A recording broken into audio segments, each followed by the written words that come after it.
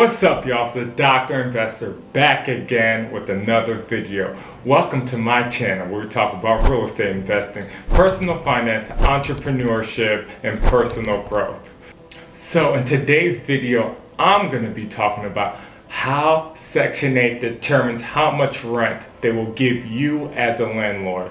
Before I get to the topic, you know what to do. Make sure you like, subscribe, leave a comment. I'll be right back with the video.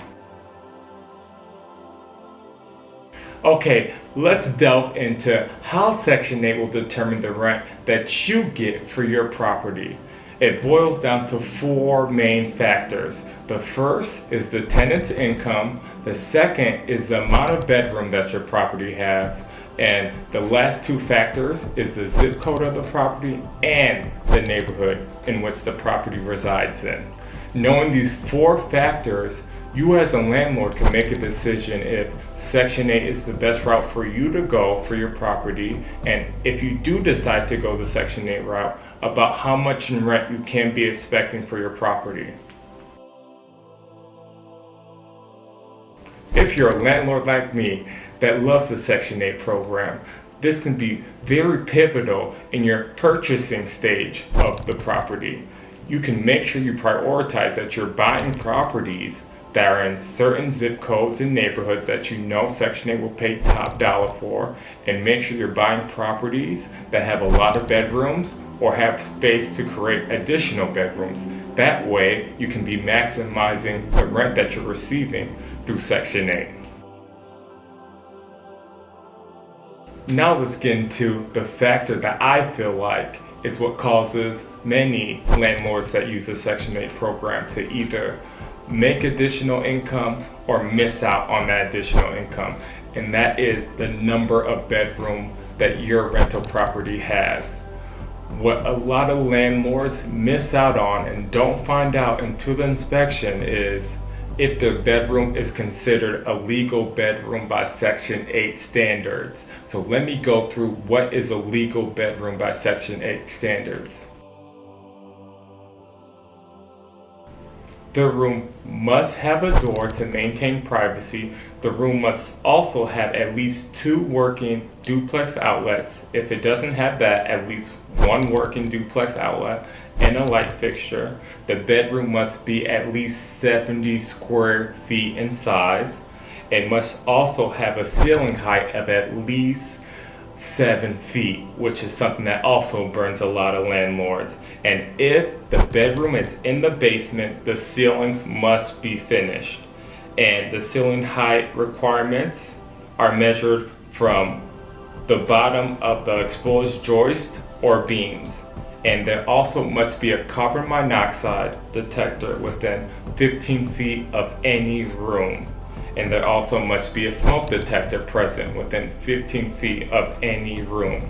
So these are the guidelines that Section 8 goes by for determining if that room that you're dedicating as a bedroom will be considered by them to also be a bedroom, which bedrooms are a big factor on the amount of rent that Section 8 will pay. Having that additional bedroom can make you $500 or even $1,000 more in rent, and you do not want to miss out on that additional rent. What I believe simple things in order to make that specified space a legal bedroom. Next, let's get into 2 other main criteria that Section 8 uses to determine what the rent of that unit would be: the zip code and neighborhood of that property. So in Chicago specifically, Section 8 is going to go off whatever market rent is for that neighborhood or zip code, and we'll find comparables within a 1 to 2 mile radius of that property. But Section 8 wants tenants to be in more affluent neighborhoods within the area, which are called mobility areas, and they determine what mobility areas are based on the neighborhood and zip code. And these mobility areas typically have great schools in the area, great amenities such as parks, fresh produce grocery stores, restaurants, movie theaters, just neighborhoods that individuals and families would like to live in. And for these mobility areas, Section 8 is willing to pay above market rent. So right above me is a mobility map. So the areas highlighted in green are specific areas that Section 8 already lined out are mobility areas, and they're willing to pay a premium on rent for these areas. So when you're buying properties, make sure you're buying in these neighborhoods that Section 8 is willing to pay additional rent for. Now let's go over the last factor, which is a tenant income. This is a big determining factor on what a tenant can afford in rent. So just as you as a landlord are doing due diligence to see if a tenant can afford your property, asking for W-2s, pay stubs, and whatever source of income that they're receiving, Section 8 is also doing due diligence. So before they even apply to your unit, Section 8 provides them with the rent burden sheet. This determines the maximum amount of rent they can afford. So this is very helpful for a landlord because this helps weed out individuals that cannot even afford to live in your unit.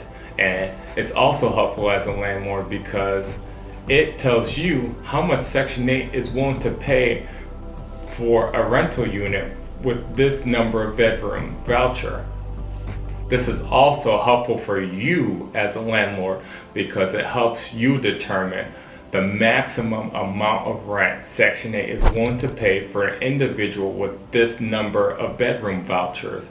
This will help price your unit because you may be under what Section 8 is willing to pay. You may be over what Section 8 is willing to pay for that specific tenant, and this will help you get to a good area within the negotiation process. And I can tell you this, Section 8 is typically not willing to pay the maximum of what they put on that rent burden sheet because they want to leave room for rent increases. So I would try to be somewhere near that number when determining what rent you would like for the unit. So that's a wrap on how Section 8 determines rent of rental units within the Section 8 program. If Section 8 uses a different process in your area, make sure to leave a comment below and let me know. I can discuss it on the next video. I focus on Chicago specifically because that's the market I'm in. If you like this video, you know what to do. Make sure you like, subscribe, and leave a comment. By the time this video comes out, I would have smashed my July goal of 500 subscribers. Next, my goal in August is to get 700 subscribers.